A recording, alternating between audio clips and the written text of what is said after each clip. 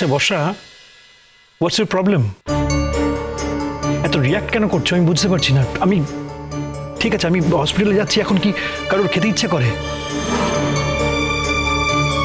দেখছো তো বাড়িতে একটা প্রবলেম রয়েছে, এর মধ্যে কি মন ঠিক থাকে? আশ্চর্য, তুমি করেছো, তুমি খেয়ে নাও না, পরে আমি খেয়ে নেবো।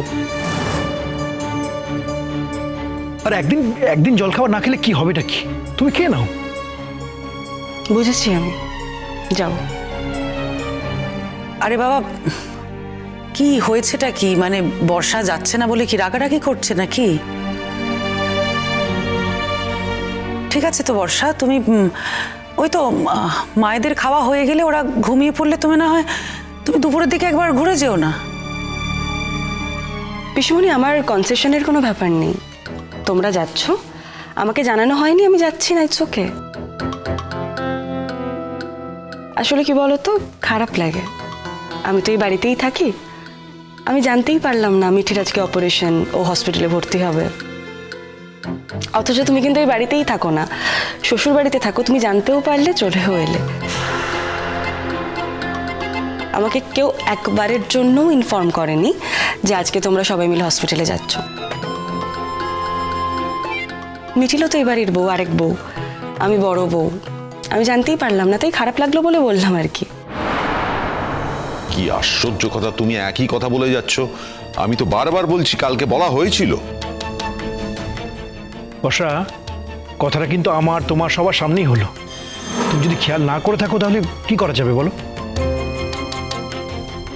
আর এটা এমন কি ব্যাপার আমি বুঝতে পারছি না। ও তো ভর্তি হবেই, এটা জানা কথা ছিল, তার জন্য এত রাগ করার কি হচ্ছে আমি জাস্ট বুঝতে পারছি না। বলছি দেখো, মেয়েটা আজকে বাড়ি থেকে অপারেশনে যাচ্ছে, মানে কি বলবো, কালকে অপারেশন হবে, সব ঠিকঠাক থাকলে পরশুদিনও বাড়িতে ফিরবে। আর যদি রিপোর্ট ভালো থাকে, টেস্টের রিপোর্ট, তাহলে আজকেই হয়তো বিকেলের মধ্যে অপারেশন হয়ে যাবে। তো তোমরা প্লিজ এখন না আর কোনো ঝগড়া করো না, অশান্তি করো না, ঈশ্বরের কাছে প্রে করো প্লিজ। আমার তো মনে হয় যত তাড়াতাড়ি অপারেশনটা হয়ে যায় ততই মঙ্গল। এ বাড়ির মেয়ে যত তাড়াতাড়ি ফিরে আসুক ভালো হয়ে, তাই ভালো বাবা। কিচ্ছু হবে না, ডাক্তার তো বলেছে এমন কিছু অপারেশন নয়। এবার দেখবি বাড়িতে ফিরে এসেই 2-3 দিন বাদেই কেমন দৌড়ঝাঁপ করে। আমার কপাল খুব ভালো নেই, আমি মিঠির বিয়েটা দেখে যেতে পারবো। শরীর টরীর তো মোটেই ভালো যায় না আজকাল। বড় ঠাম্মি, একদম বাজে কথা বলবে না। কি হয়েছে তোমার? শরীর একদম ঠিক আছে, কিচ্ছু হবে না তোমার। তোরা কি ভাবিস বলতো, আমি সারা জীবন বাঁচবো? তাই কি কখনো হয়? সবার সময় আসে, তাই তো বললাম যে এখন মিঠির বিয়েটা দেখে যেতে পারবো। এখন আর বেশি পরের কথা ভাবছি না, যা তোরা। আমরা তাহলে আসি বরং। আর ও বর্ষা, রাগ করো না, মনে দুঃখ রেখো না কোনো। বুঝতেই তো পারছো মেয়েটা খুব বড় ধাক্কা পেয়েছে। হাজার হোক একটা ভয় তো করছেই, বলো, কোনোদিন জ্বর জারি কিচ্ছু হয়নি, আমারই কতটা ধাক্কা লেগেছে।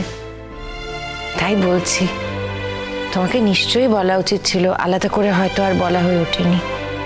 ও নিয়ে তুমি কিছু মনে করো না মা, তুমি আমাদের বাড়ির বড় বউ। আমাদের সকলের ভুল ভ্রান্তি তোমাকেই তো মানিয়ে নিতে হবে, বলো মা। না না বৌদি ভাই, এর মধ্যে ভুল ভ্রান্তির কি আছে? আর ও তো বলছে যে তোমরা যে বলেছো ও সেটা শুনতে পায়নি। আর তাছাড়া বর্ষা এমন তো নয় যে তুমি আগে থেকে জানতে না। এই প্রসঙ্গটা আবার বাদ দিই পিসিমণি, আমি আগে থেকেই জানতাম, কিন্তু এখন বলছি আমি জানতাম না। এই দেখো, তুমি কেন এখন সেন্টিমেন্টে নিচ্ছ বলো তো? আচ্ছা, এরম কথা কি আমরা কেউ বলেছি তোমাকে? বর্ষা, এবার কিন্তু বাড়াবাড়ি করছো তুমি, প্লিজ। ঠিক বলেছ রুদ্র, আমি বাড়াবাড়ি করছি। আসলে কি বলতো, মানে মিষ্টি তো আমার একমাত্র ননদ, কিন্তু ওকে কখনো আমি ননদ হিসেবে দেখিনি, ছোট বোন হিসেবেই দেখি। খুব ভালোবাসি আমি ওকে। আমি ওর বড় বৌদি, অথচ ওর জীবনে একটা এত বড় ঘটনা, ওর অপারেশন হবে, ও হসপিটালে অ্যাডমিট হবে, আমাকে কেউ জানালোই না সেটা। আমার তো মনে হচ্ছে যে তোমরা আমাকে অ্যাভয়েড করলে কেন? রুদ্র, তুমি একবার নিজেকে আমার জায়গায় এনে দেখো, আমার মনে হয় তুমি বুঝতে পারবে। মিঠি, তুমি একবার নিজেকে আমার জায়গায় প্লেস করে দেখো। তোমারও তো 2 দিন পর বিয়ে হবে, শ্বশুরবাড়ি যাবে, তখন তুমি বুঝতে পারবে যে তোমার সাথে কেউ যদি এরকম ব্যবহার করে তাহলে তোমার কেমন লাগবে, কতটা খারাপ লাগে তুমি সেদিন ফিল করতে পারবে। তুমিও আমাকে একবার বলতে পারতে মিঠি যে বর্ষাতি আজ আমার অপারেশন, আমি হসপিটালে ভর্তি হতে যাচ্ছি। কেউ কিছু বললোই না, তাই আর কি খারাপ লাগলো বিষয়টা। আচ্ছা সরি বর্ষাদি, ভুল হয়ে গেছে। কি করব বলো এবার? তোমাকে বলা হয়নি, ভুল হয়ে গেছে। তাহলে তুমি বরং এখন শাস্তি দাও, সেই শাস্তিটা আমি মাথা পেতে নিচ্ছি।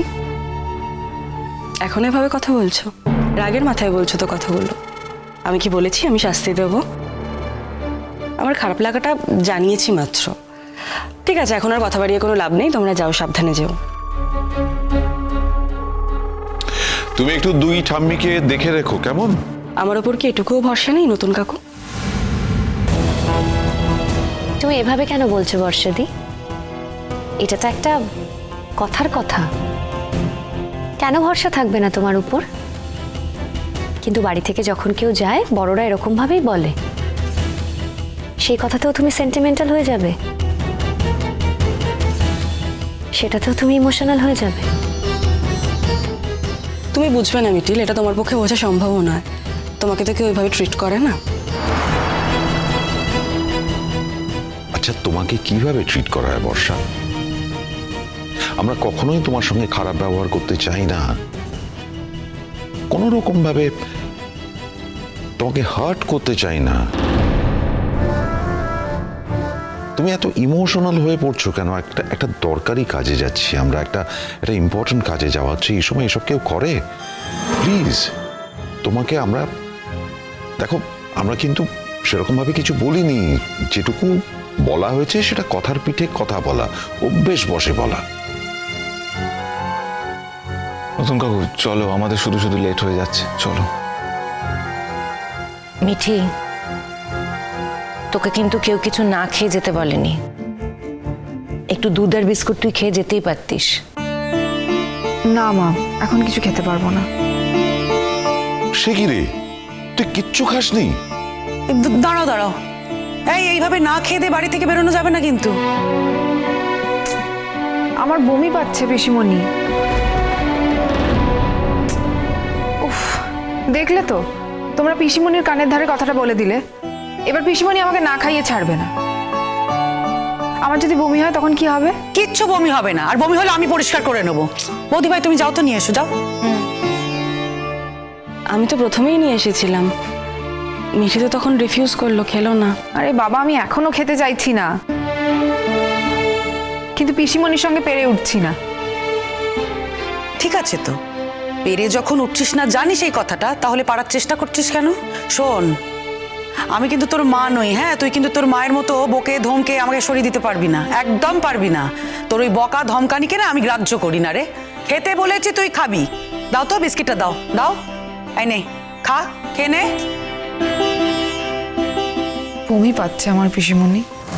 বমি তো আসবেই, তুমি তো আর টিউমার অপারেশন করতে যাচ্ছ না, যাচ্ছ যে তোমার শরীরে এসেছে তাকে অপারেশন করতে। আমার সঙ্গে চালাকি না। ঠিক আছে, খা না একটুখানি, বলছি তো, খা খা। আরে বমি হলে হবে, ধর এটা, তুই এটা ধর। উফ, আমি বলছি তো, তুই বিস্কিটটা আগে খা। খা, কিচ্ছু হবে না, আমি বলছি, খা, এনে খা, বিস্কিট খা বাবু, একটু খা, এনে দুধটা খা, একটুখানি একটুখানি। বেশ হয়েছে, আমি এই যে এতবার সাধলাম, খেলি না তো। পিসিমণির কাছেই একদম জব্দ, ঠিক হয়েছে, খা। নে খা, খা বলছি। খেয়েছি খেয়েছি। চিরসখা হে